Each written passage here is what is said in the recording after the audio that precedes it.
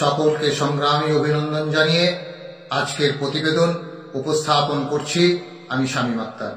আপনারা সকলেই অবগত আছেন যে রাজ্যের বঞ্চিত সমগ্র শিক্ষার শিক্ষক ও কর্মচারীদের যৌথ প্ল্যাটফর্ম সমগ্র শিক্ষা বাঁচাও মঞ্চ এর আহ্বানে আগামী 17 নভেম্বর 2025 থেকে লাগাতার কর্মবিরতি সহ বিকাশ ভবনের সামনে অবস্থান ও ধর্ণা কর্মসূচি গ্রহণ করা হয়েছে।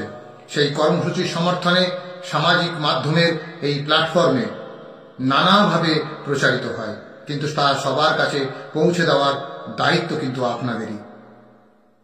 সেই গুরুদায়িত্ব আপনাদের কাঁধে চাপিয়ে দিয়ে বলবো, মনে রাখবেন এবারের লড়াই কিন্তু ভাত কাপড়ের সাথে আপনার আমার পরিবারের সকলের মুখে হাসি ফোটানোর তাগিদই সবচেয়ে জরুরি।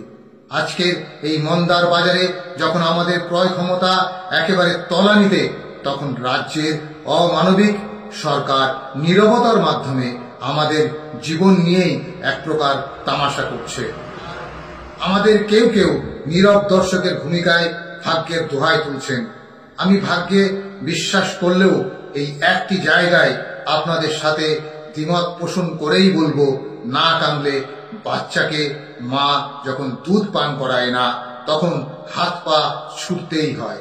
এবারে একটু হাত পা ছুড়ুন, তাতেও না হলে ভাতের থালা কাড়ুন। তাই সকল বঞ্চিতরা একত্রিত হয়ে আগামী 17 নভেম্বর বিকাশ ভবনের অবস্থান ধর্ণা মঞ্চে থাকছেন। আপনি থাকছেন তো? আপনার না থাকাটা অত্যন্ত আত্মঘাতী হতে চলেছে, যা আপনাকে শত যোজন দূরে ছুঁড়ে ফেলে দেবে।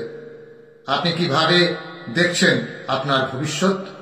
একবার ভাবুন, অন্তর্চোখ দিয়ে অসহায় মানুষগুলোর মুখটা দেখুন। আপনার জন্য, আপনার সাহায্যের জন্য কি আকুতি না করছে জানাচ্ছে।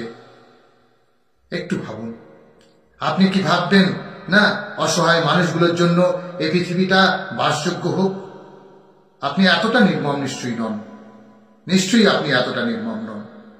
আসুন আমরা ঐক্যবদ্ধভাবে আমাদের সুস্থভাবে বেঁচে থাকা নিশ্চিত করি, আর নিশ্চয়তাই আমাদের সফলতার মাপকাঠি হতে পারে। তাই বন্ধু, আবারও বলবো, পথই পথ দেখাবে। আপনার মূল্যবান মতামত জানাতে আসুন সমগ্র শিক্ষা বাঁচাও মঞ্চের আহ্বানে বিকাশ ভবনের অবস্থান ধর্ণা মঞ্চে আগামী 17 নভেম্বর দিচ্ছে ডাক, সকল বঞ্চনা নিবাজ যাক। সকলকে সংগ্রামী অভিনন্দন জানিয়ে আজকে এই প্রতিবেদন শেষ করছি। ধন্যবাদ।